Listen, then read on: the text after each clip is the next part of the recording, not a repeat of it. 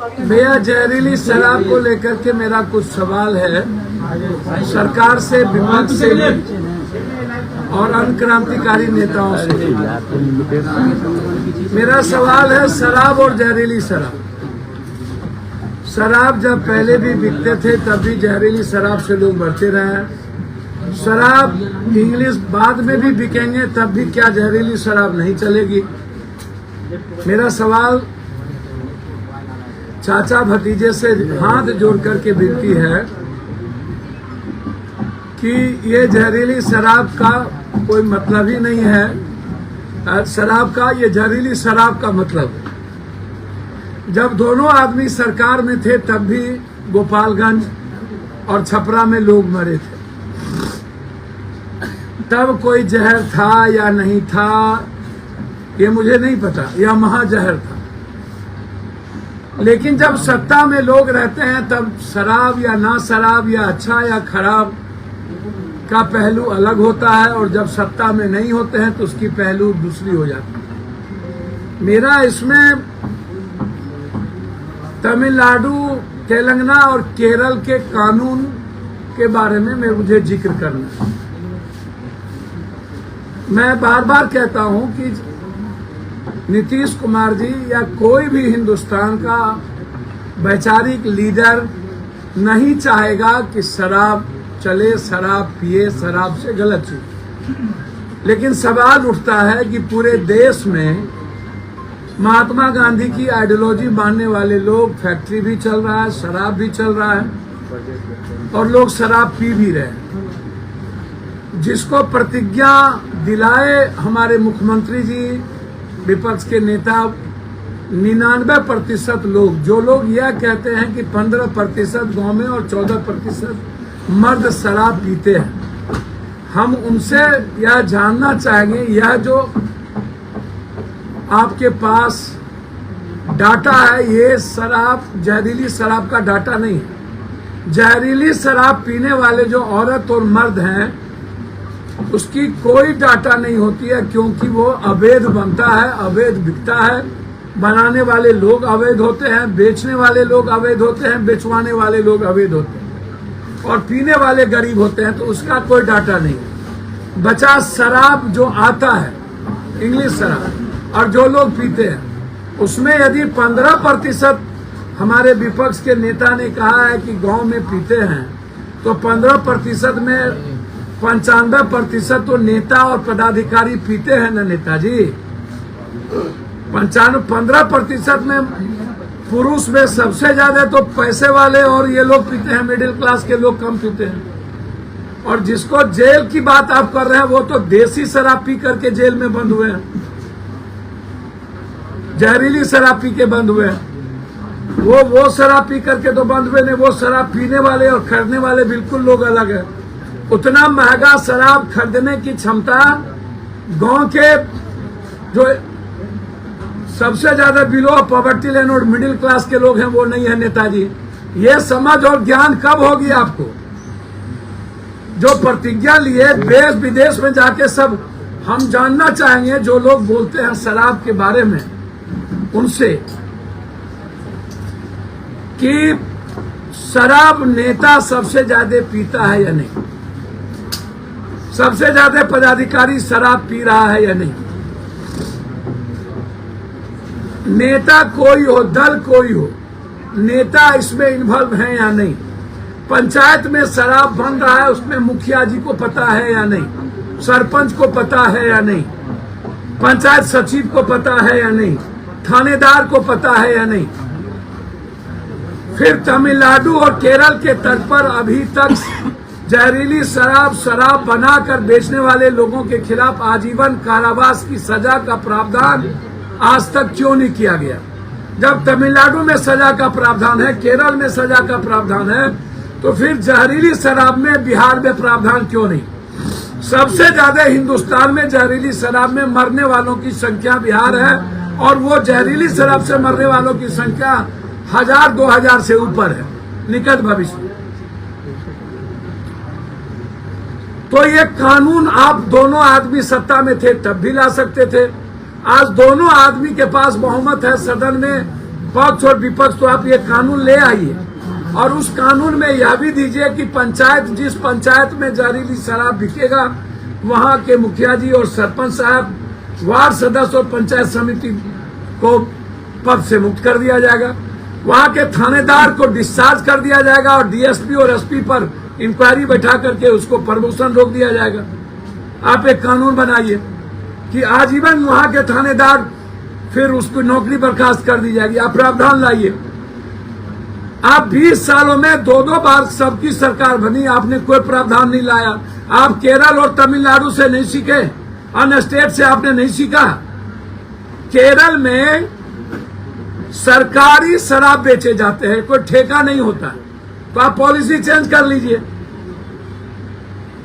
जो लोग कहते हैं कि हम आते ही शराब खुलवा देंगे, हम उनसे ये जानना चाहते हैं कि शराब खुलवाना और रेवेन्यू को इकट्ठा करना सवाल नहीं है। सवाल है जहरीली शराब बंद कब होगी। जहरीली शराब बंद करने की औकात किसी को हिम्मत और कुव्वत है या नहीं। जहरीली शराब पर मरे हुए लोगों की मदद करने की औकात और हैसियत किसी को है या नहीं। जहरीली शराब जो लोग बनाते हैं, बेचते हैं, उसको फांसी की सजा मिलनी चाहिए और उसके खिलाफ बोलने की हिम्मत इस हिंदुस्तान में या बिहार में है या नहीं। कौन लोग जहरीली शराब बनाते हैं, वो लोग आज तक जेल क्यों नहीं गए। थानेदार 1 महीने के लिए बाय द वे सस्पेंड होता है और फिर दूसरे महीने 20 लाख रुपया देके पोस्टिंग कर लेता है। चौकीदार दफेदार को सस्पेंड करके बातें को ढक दी जाती है और बनाने वाले और बेचने वाले को सत्ता सियासत बचा लेती है।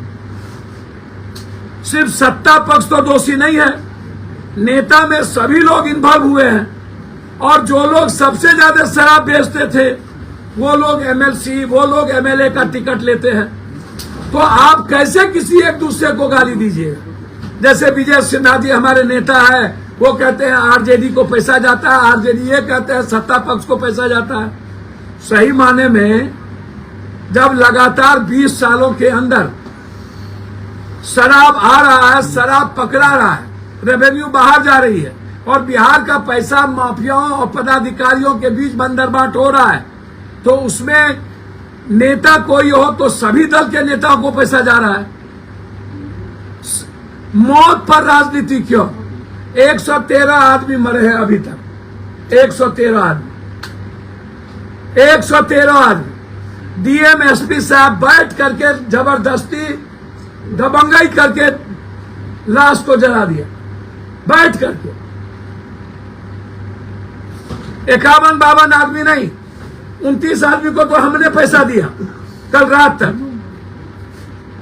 29 अंतिम तक,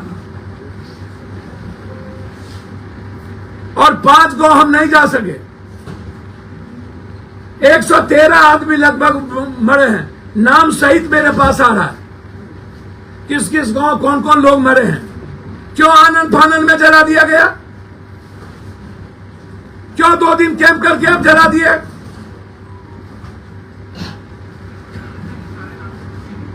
और जो नेता यह कहते हैं सही मौत होती है, मरता है, शराब पीते हैं तो मरता है, हम उन नेताओं से, और जो लोग पटना के चौराहे पर घूमते हैं और आपदा में जो लोग बाहर चले जाते हैं घूमने के लिए, वो कभी भी बिहार में नजर नहीं आते, चाहे बाढ़ हो। हम डिप्टी सीएम साहब से पूछेंगे कि बाढ़ में कहीं गए थे कि नहीं। 32 लाख लोग प्रभावित हुए थे, 11 लाख लोगों को राशन पहुंचाए, 11 लाख पैकेट, 1.5 लाख लोगों को 1-1 हजार रुपया मैंने पहुंचाया, 1.5 लाख लोगों को। 9 जिला लगातार 13 दिन हम गांव में रहे, 9 जिला। हमने सत्ता पक्ष और विपक्ष को नहीं देखा। तब इनके पास हेलीकॉप्टर नहीं होते हैं। अरे सीमान आप बगल में था, नहीं जा सकते थे, कमर आपका टूट जाता। वो तो हम जानते ही सत्ता पक्ष और विपक्ष की कमर टूट जाती है।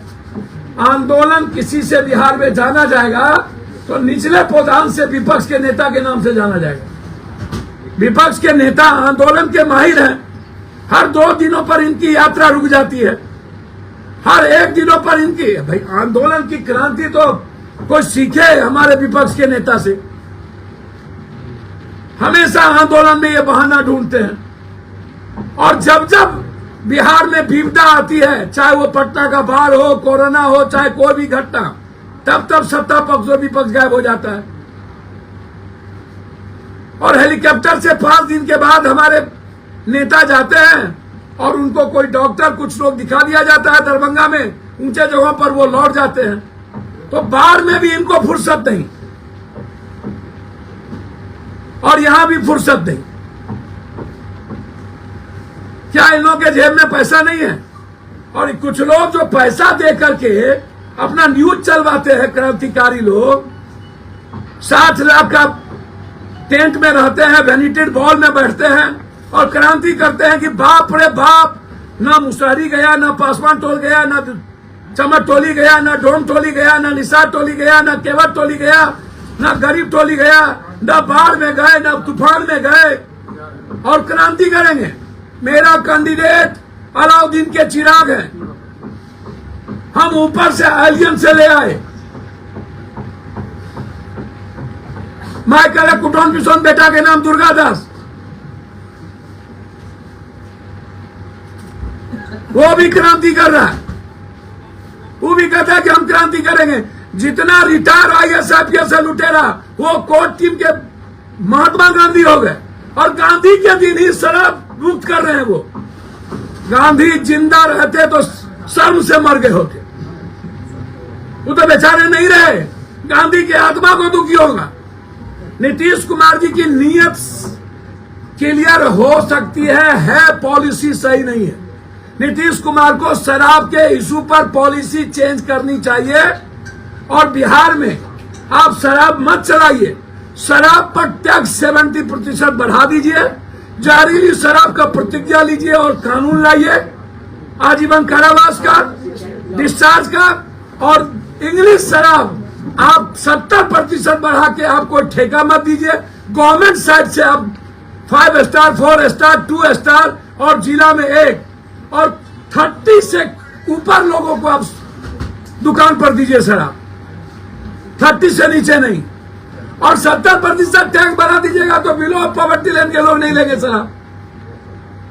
अब पॉलिसी तो बनती ही है चेंज होने के लिए। जब कोई अमेंडमेंट आने के लिए समय समय पर बिल अमेंडमेंट आता है, नियम होता है।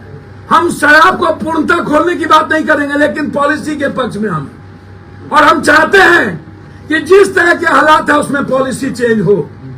हम आग्रह करेंगे, लेकिन हाथ जोड़ते हैं नीतीश जी आपसे और तेजस्वी जी क्रांतिकारी आपसे। आप इस युग के बड़े क्रांतिकारी बन जाइए, लेकिन आग्रह करेंगे कि एक कानून ले आइए।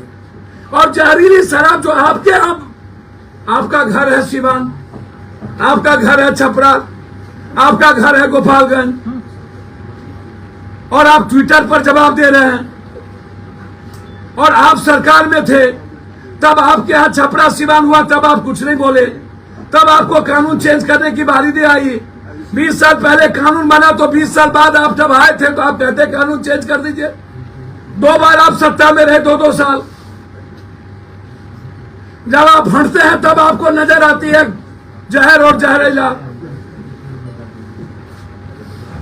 इसीलिए शराब जैसी चीजों पर और मौत जैसी चीजों पर राजनीति ना हो। मेरा आग्रह है हाथ जोड़ के, और जिस थाना में शराब जहरीली से मरता है वो उसकी नौकरी बर्खास्त हो, इंक्वायरी सेटअप हो DSP पर, उसका प्रमोशन रोका जाए और बनाने वालों के खिलाफ सबसे बड़ा कानून लाया जाए। और जिस पंचायत में ये घटना घटती है वहां के मुखिया, सरपंच, वार्ड सदस्य, पंचायत समिति, उनको पद मुक्त किया जाए। आज कटिहार में दूसरी चीज क्रांतिकारी है, ये भी तेजस्वी यादव। दूसरी चीज, सबसे बड़ी बात, आदरणीय नेता गिरिराज जी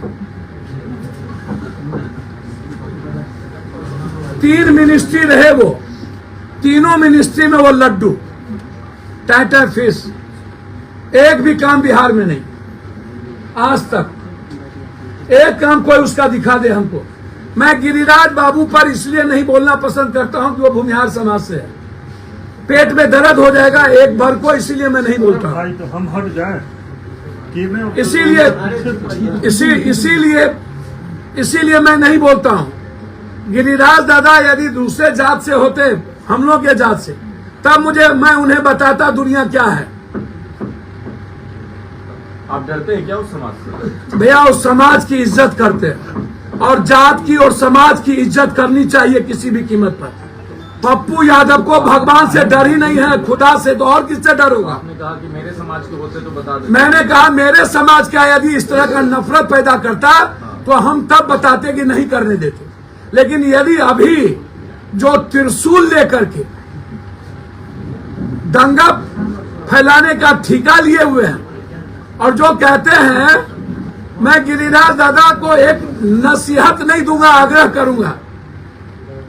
15वां साल आपके नेता को पीएम की शुरुआत हुई, और 6 साल अटल जी, 10, 6, 16 और 17वां साल शुरुआत हुई है।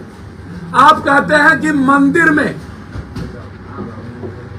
मांस फेंक दिया, और पाकिस्तान में हिंदू की लड़की को उठा लेता है मंडप से।